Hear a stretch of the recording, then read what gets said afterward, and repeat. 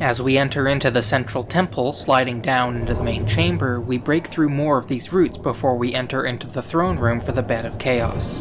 This fight is notoriously terrible, and depending on who you ask, the Bed of Chaos is the worst boss fight ever designed from a FromSoft game. Rather than fighting against an enemy and whittling down their health over the course of the battle, the Bed of Chaos is an environmental challenge, with the player avoiding the sweeping arms of the central figure, jumping over the crumbling floor, and dodging the fires created by the Flame of Chaos. The gimmick here is that the two cords on either side of the bed need to be destroyed, and then the player will need to jump onto a route down below and kill the creature at the bed's core.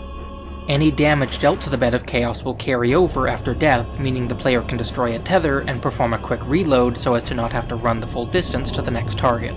The part I struggle with personally are the sweeping arms, which will more often than not knock the player back into the pits in the ground, resulting in instant death.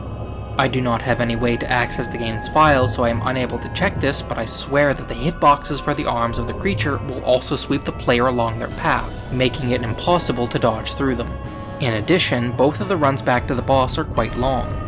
From the hidden bonfire in Lost Izalith, the player will need to run through the lava up an exposed route, run past several demonic statues and a Chaos Eater, and up the stairs to the entrance. This is the faster route, with the alternative route unlocked through the Chaos Servant Covenant being considerably longer. From the Fair Lady, the player will need to head down an elevator, drop down into the Demon Fire Sage's arena, run down the route and through the long Chaos Bug hallway, past the Titanite Demon, and up this route to get back to the boss arena. It is especially frustrating when you make the run back just to immediately get knocked into one of the pits. With each tether that's broken, more of the Flame of Chaos is released, making the fight much more difficult. Based on the separate parts that make up the Bed of Chaos, we can speculate what each part is. The most obvious is the Flame of Chaos hovering above the entire creature, with the two tethers on either side being the two Daughters of Chaos that were transformed along with the Witch of Izalith. You might think that the tree creature is the Witch of Izalith, but it is far more likely that the Flame of Chaos transformed the roots of the Arch Tree to create this thing, and what remains of the Witch of Izalith is hidden underneath it. Jumping onto a hidden route and venturing into the bed's core, we can find a small bug feebly clawing at the air.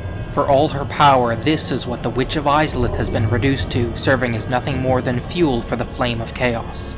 Killing this bug will extinguish its fire, and the bed will finally lie dead and quiet.